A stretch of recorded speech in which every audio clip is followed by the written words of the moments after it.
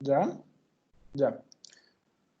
Eh, bueno, buenas tardes. Nosotros vamos a explicar los tipos de choques. El grupo está conformado, pues, Daniela Rojas Achuri, Laura Sofía Mayo Espino, Dani Fabiana Álvarez, Daniel Felipe Mesa y, pues, quien les habla, Igual Alarcón.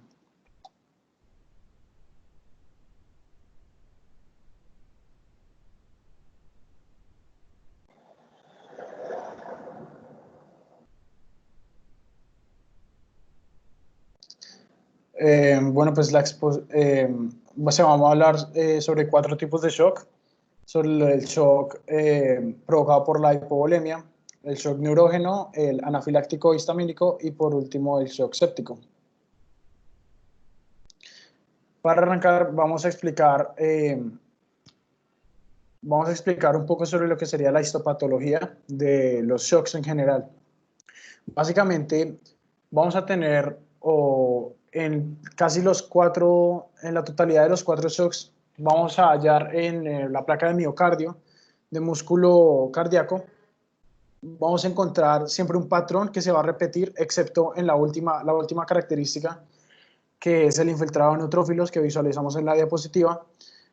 Básicamente, siempre que se va a visualizar el músculo cardíaco al microscopio, se va a tener una necrosis coagulativa. Esto va a ser debido a la falta o a la deficiencia de oxígeno, a las deficiencias que presenta la perfusión, pues que vemos que es un patrón que se repite casi que en la totalidad de los shocks. Se van a marcar unas bandas de contracción muy notorias, si más o menos siempre va a estar visible el edema, y el infiltrado de neutrófilos va a ser una característica propia y única del shock séptico, ¿sí? Entonces, básicamente, en la placa de miocardio serían estos los patrones que se van a repetir durante el shock, y pues más o menos así se visualizaría la histopatología de la hipoperfusión tisular asociada a shock.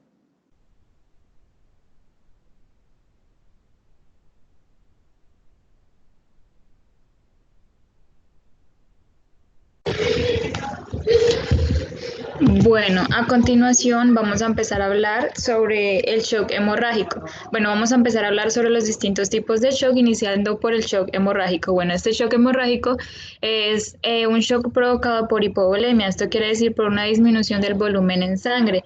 Este es caracterizado por una pérdida extravascular de sangre importante y rápida.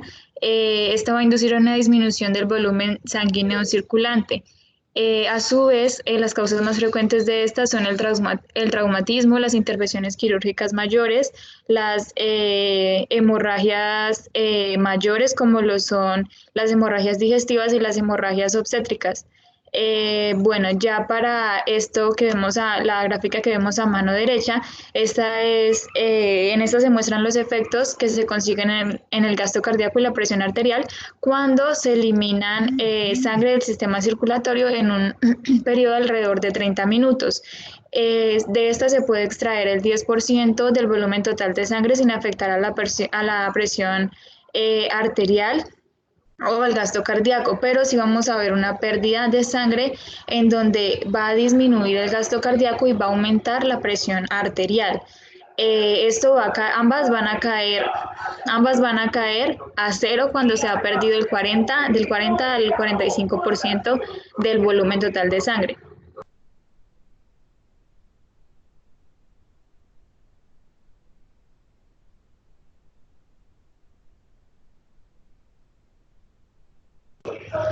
Bueno, dentro de las causas más frecuentes de este shock hemorrágico tenemos que esta desciende al disminuir la presión del llenado y a su vez esta va a caer por debajo de lo normal y allí es donde se va a producir este shock.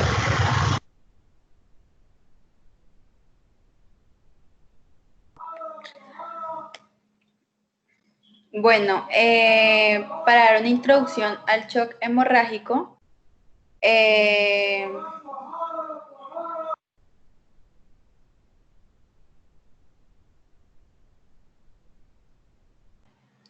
vamos a dar una introducción, entonces vamos a dar un significado de la hipovolemia, en donde esta significa una disminución del volumen de la sangre.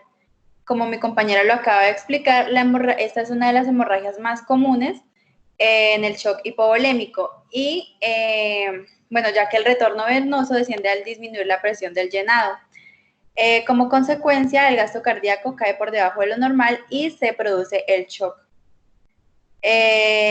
Bueno, en las fases del shock vamos a encontrar 4, en donde van a ser, la fase 1 va a ser la vasoconstricción o anoxia isquémica, la fase 2 va a ser la expresión del espacio vascular, la fase 3 va a ser la acidez del medio, más el lentecimiento circulatorio, y la fase 4 va a ser el shock irreversible, en donde la primera fase se va a tratar de un estrechamiento arterial, donde quiere decir que el cierre del esfínter pre y postcapilar de la apertura del shunt.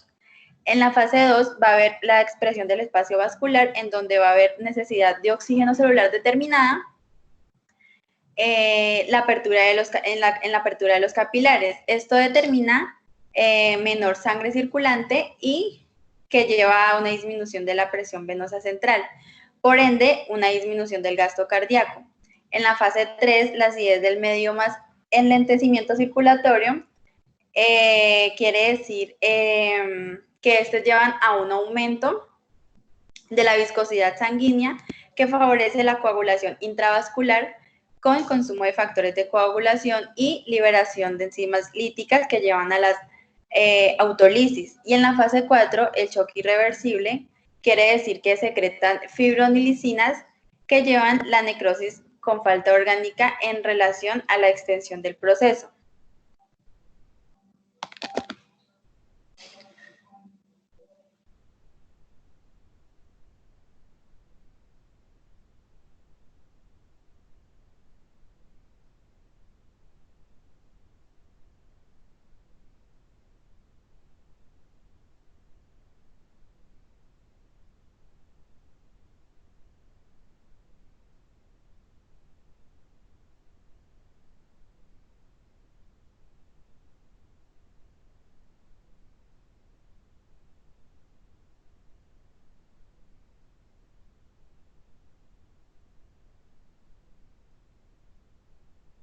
Bueno, en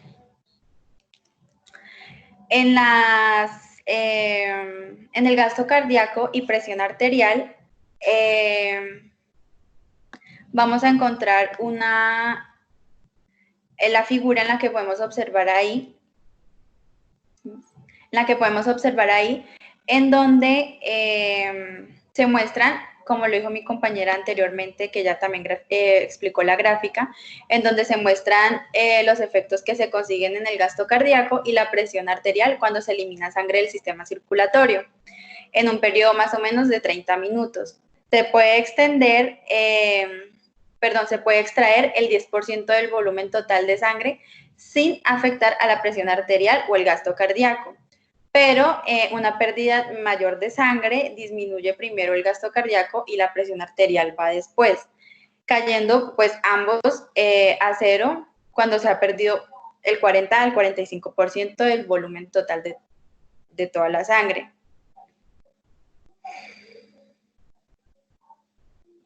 Bueno, la compensación por los reflejos simpáticos en el shock, aclarar algo, importancia especial en el mantenimiento de la presión arterial, y esto quiere decir el descenso de la presión arterial después de que la hemorragia provoca reflejos simpáticos potentes, quiere decir iniciando principalmente por los vasoreceptores arteriales y por otros receptores vasculares de estiramiento como lo hemos visto. Además, de disminuir las presiones en las arterias y venas pulmonares. Bueno, estos reflejos estimulan el sistema vasoconstrictor simpático en la mayoría de los tejidos del organismo, con lo que se logran 3 efectos muy importantes, en donde las arteriolas se contraen en la mayor parte de la circulación sistémica, con lo que aumenta la resistencia periférica total, el segundo efecto importante es las venas y los reservorios venosos se contraen, ayudando a mantener un retorno venoso adecuado a pesar de la disminución del volumen de la sangre. Y la tercera, la actividad cardíaca aumenta en gran medida, aumentando en ocasiones la frecuencia cardíaca, en donde su valor normal es de 72 latidos por minuto hasta 160, 180 latidos por minuto.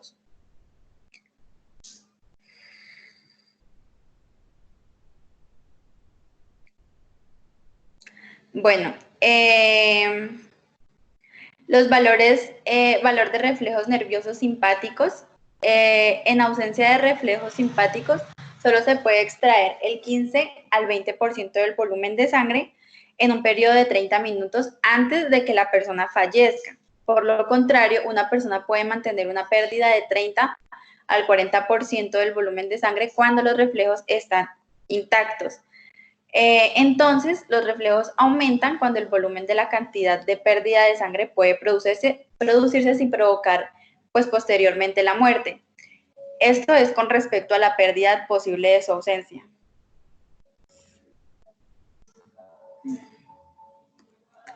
Bueno, las fases del shock hemorrágico se pueden encontrar dos, en donde está el shock controlado y el shock no progresivo. El shock controlado, bueno, la hemorragia puede producir todos los grados de shock, desde disminuciones leves del gasto cardíaco hasta su caída total, como lo mencionaba, con shock irreversible y muerte clínicamente.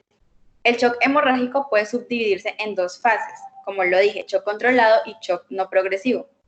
El shock controlado, el shock controlado, los mecanismos compensadores o la detención de la hemorragia se han logrado antes del colapso cardiovascular.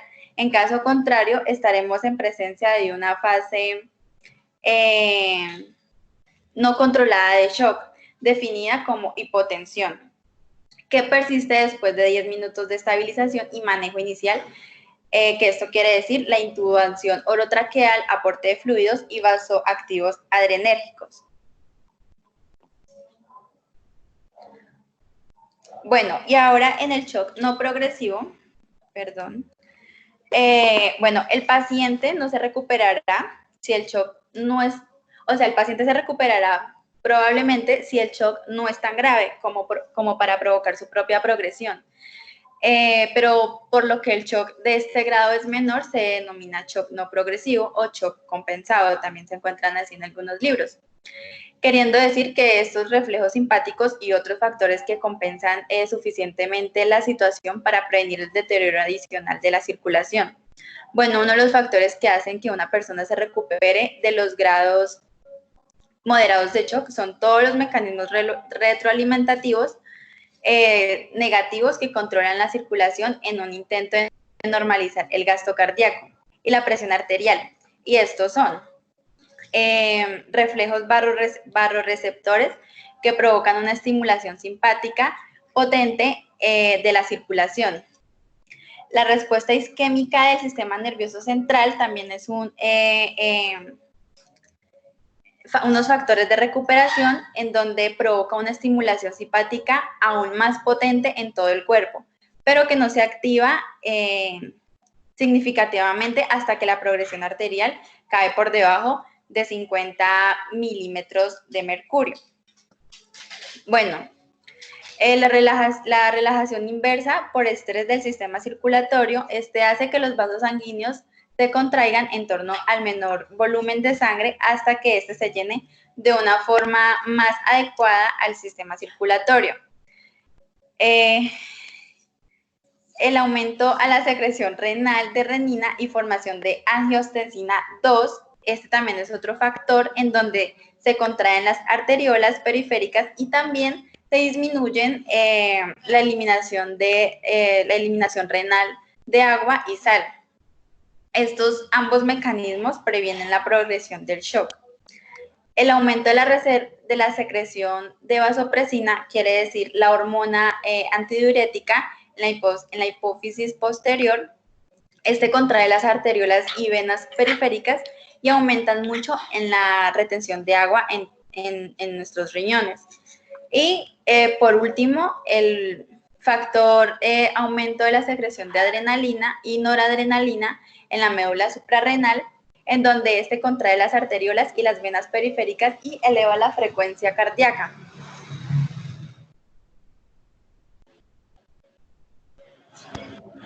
Bueno, a continuación vamos a hablar de otro tipo de shock, en este caso es el shock neurógeno. Este es un shock también conocido como el aumento de la capacidad muscular. Este usualmente aparece sin que haya una pérdida del volumen de sangre. En este, por lo contrario, ocurre que la capacidad vascular va a aumentar tanto que incluso una cantidad normal de sangre se vuelve incapaz de llegar al resto del sistema circulatorio, lo que va a provocar una pérdida, o sea, la característica principal de este shock neurógeno es una pérdida súbita del tono vasomotor en todo el cuerpo y asimismo va a llevar a una dilatación masiva de las venas. Bueno, una de las causas principales de este shock es la pérdida súbita del tono vasomotor en todo el cuerpo, como ya dije. También tenemos que las causas principales de este shock o se puede decir también que algunos factores neurógenos que pueden provocar pérdida de este tono vasomotor son, primero, la anestesia general profunda, que lo que va a hacer es deprimir el centro vasomotor lo suficiente como para llegar a producir una parálisis vasomotora que va a llegar a producir este shock neurógeno. Otra de estos factores es la anestesia espinal, que en esta en especial pues ocurre cuando se extiende alrededor de la médula espinal y va a llevar a bloquear los nervios simpáticos eferentes desde el sistema nervioso y puede ser pues una causa potente para producir este shock neurógeno. Y por último tenemos como factor el daño cerebral. Este es muy importante ya que puede llegar a causar la parálisis vasomotora. En esta pues vemos que muchos pacientes tienen una conmoción o contusión cerebral de las regiones de la base del cerebro y pues van a desarrollar este shock. También vemos que si bien la isquemia cerebral dura algunos minutos, casi siempre va a llevar a provocar una estimulación vasomotora extrema y a su vez un aumento de la presión arterial. La isquemia prolongada, que puede llegar a durar entre 5 o 10 minutos, va a provocar el efecto totalmente contrario a este, ya que va a inactivar totalmente las neuronas vasomotoras en el tronco del encéfalo y va a producir un desarrollo, va a producir de manera consiguiente un desarrollo de este shock neurógeno.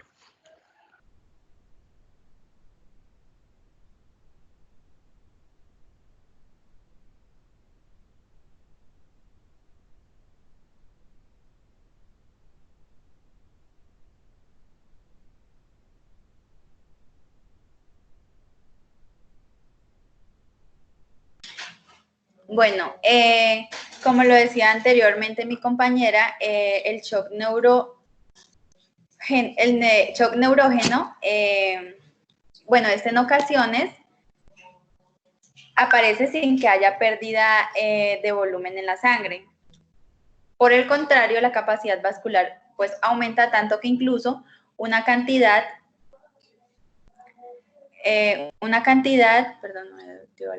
normal de sangre se vuelve incapaz de llenar de forma suficiente el sistema circulatorio. Una de las causas principales de esta afección es la pérdida súbita del tono vasomotor en todo nuestro cuerpo. Bueno, quiere decir que da el paso a una dilatación masiva de las venas. Bueno, la situación resultante que queda se conoce como un shock neurógeno, que fue lo que acabamos de explicar. Entonces, ya mi compañera lo mencionó anteriormente, en donde se van a dar unas causas de shock, en donde va a ser la anestesia general profunda, la anestesia espinal y el daño cerebral.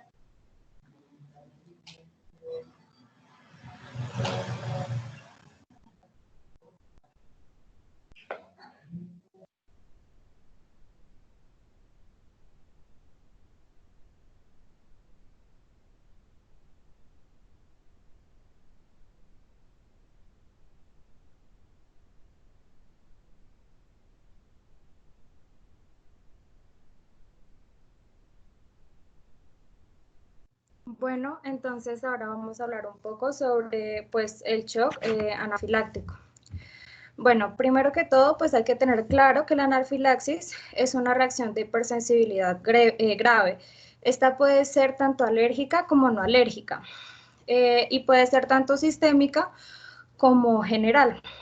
Entonces, la reacción de hipersensibilidad comprende síntomas y signos que son desencadenados por una exposición a un determinado estímulo. Este estímulo es dado por una dosis que es tolerada generalmente por una persona sana. Entonces, el shock anafiláctico va a ser una reacción severa anafiláctica que va a tener una rápida progresión y aparte de eso, se va a producir una disminución de la presión arterial, lo cual va a ser pues, muy peligroso para el paciente.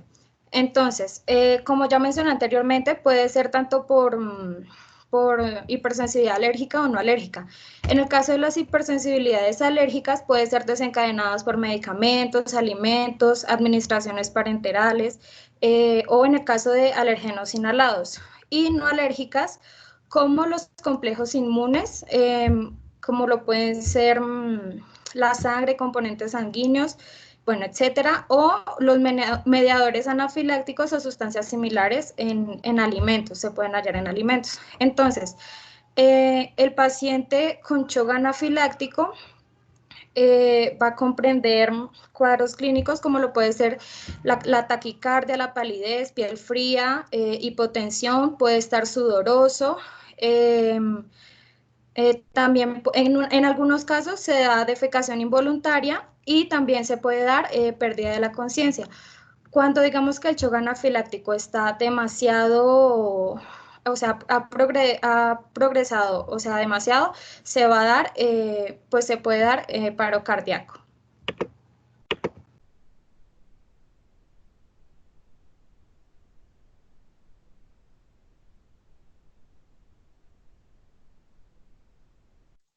Bueno, entonces, ya entrando con la fisiopatología, vamos a tener que la anafilaxia, pues es una afección alérgica en la que el gasto cardíaco y la presión arterial disminuyen drásticamente. Va a ser una reacción antígeno-anticuerpo y esto pues va a progresar rápidamente después de que un antígeno al que una persona es sensible entra al torrente sanguíneo. La reacción va a ser mediada por las inmunoglobulinas E, que aparece cuando el antígeno alcanza el torrente circulatorio.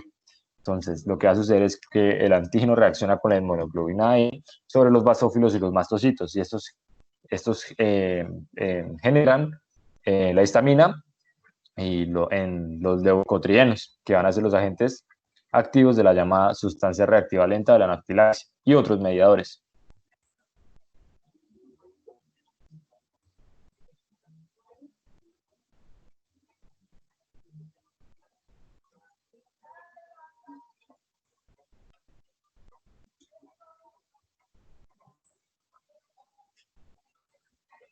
¿Qué es lo que va a causar estos mediadores? Va a hacer que haya una contracción del músculo liso y una dilatación vascular. Estos son una sintomatología que identifica la anafilaxia. También vamos a encontrar disnea y síntomas gastrointestinales que se deben a la contracción del músculo liso, mientras que la vasodilatación y la extravasación del plasma hacia otros tejidos causan urticaria y el angioedema, ocasionando una disminución en el volumen del plasma efectivo, siendo la causa principal de este shock.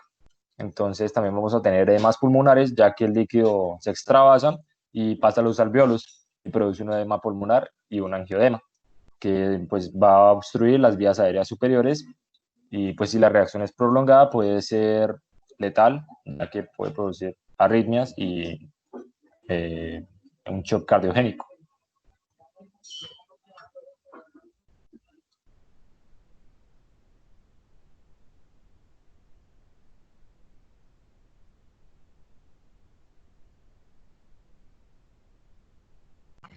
Bueno, ahora pasaremos al shock séptico. Bueno, en el caso del shock séptico se va a dar una disfunción de los órganos, lo cual puede ser extremadamente letal.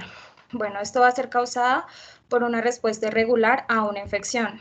En este estado de choque se va también a dar una disminución crítica de la perfusión tisular, lo que va a producir una insuficiencia aguda multiorgánica y se van a comprometer órganos como lo pueden ser pulmones, riñones o el hígado.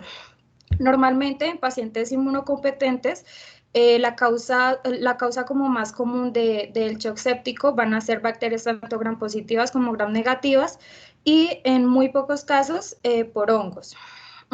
El shock séptico es más común tanto en neonatos, en adultos mayores y en mujeres gestantes. Y algunos factores predisponentes también puede ser la diabetes mellitus, la cirrosis, la leucopenia, y en el caso de dispositivos invasivos, como lo pueden ser tubos endotraqueales, catéteres vasculares o urinarios, entre otros. Bueno, normalmente esta infección se va a dar tanto en pulmones como en lo que son tracto digestivo, urinario, biliar, bueno, etcétera. Entonces, el paciente, en el caso del shock séptico, va a manifestar fiebre, taquicardia, sudoración, taquipnea. Esto va a ser en las primeras fases del shock, pero después de que este empeore, pues las extremidades van a estar frías y pálidas y van a presentar cianosis. También dependiendo de los órganos que se van afectados, como mencioné anteriormente, tendrá manifestaciones como lo puede ser oliguria, disnea, anuria o bueno, entre otras.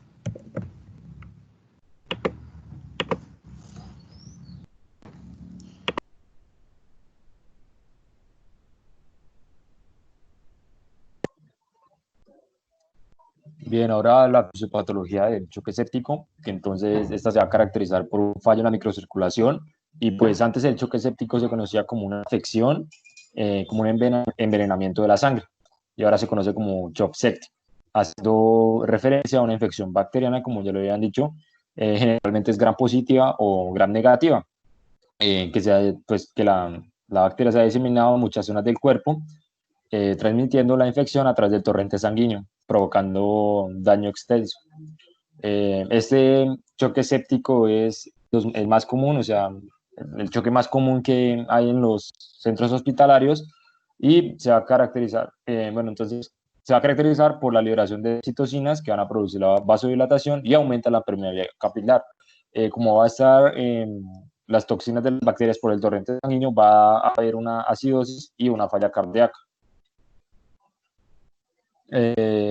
Entonces, tenemos que las bacterias son reconocidas principalmente por macrófagos y algunas células endoteliales. Pues ya estas células tienen unos receptores que vienen del grupo llamados el Toll-like, que es el receptor TLR, y desarrollan un papel importante en la activación de la respuesta inflamatoria. En el caso de las bacterias gram negativas, se va a ver por los lipopolisacáridos que van a ser liberados por la membrana bacteriana, se van a unir a dos proteínas séricas con funciones similares, la LPS blending protein y el factor soluble que va a ser el CD14. Cuando las LPS son captados por estas proteínas, son reclutados por el factor CD14, el complejo LPS-CD14, que se va a unir al receptor Toll-like, que es el TLR, y después de algunos pasos adicionales, finalmente se activa la transcripción del factor nuclear kappa, y esto pues se va a unir a diversos genes que va a ser el encargado de inducir la producción de diversas citoquinas y mediadores. También el resultado de todo esto que acabo de mencionarles es la producción de mediadores proinflamatorios, que en fase temprana el factor tumoral de necrosis y la interleucina 6 y la interleucina 1B son los principales mediadores que alcanzan su máxima producción en las pocas horas. Entonces vamos a tener, como les había dicho, una vasodilatación y una lesión endotelial y también microembolización. Entonces la vasodilatación lo que va a hacer es en la pérdida del tono muscular, va a impedir la autorregulación del flujo sanguíneo y va a impedir la adecuada distribución del flujo sanguíneo a órganos y tejidos. Y por parte de la lesión endotelial vamos a tener un aumento de la permeabilidad capilar, va a haber una salida de proteínas al espacio intersticial, la alteración de la gradiente oncótico tisular y van a haber edemas. Por parte de la microembolización vamos a tener depósitos de fibrina, microtombos, y agregados de leucocitos intracapilares. Entonces, la sintomatología del choque séptico, para saber cuándo es un choque séptico, vamos a tener estos 5 principales síntomas. Sí, vamos a tener la fiebre alta, la vasodilatación en todo el cuerpo, en especial en los tejidos infectados. Vamos a tener un alto gasto cardíaco, vamos a tener una éstasis sanguínea provocada por la aglutinación de los eritrocitos en respuesta a la degeneración. Y por último, vamos a tener unos microcoágulos, unos microcoágulos de sangre en zonas extensas del cuerpo.